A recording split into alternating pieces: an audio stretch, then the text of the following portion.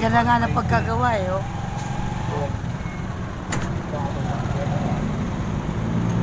Galing. Ano yan? Yan, kataas yung ano.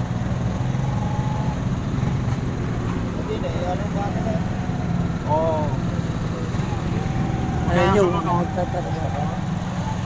Muna yung pakpak mo. Pakilit na masyado. No, pakpakli lang. Huwag na kawin yung cellphone.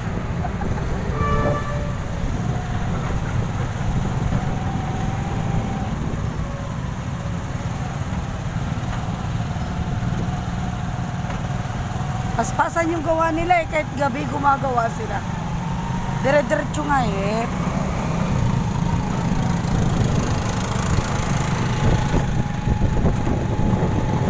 Ayun o, pinapadaanan na nila. Pinapadaanan na nila yung ano. Mga ano pa yan, 2 weeks, okay na yan.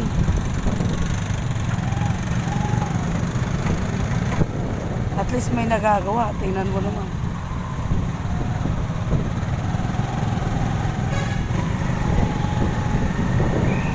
Nakabidyo kayong lahat.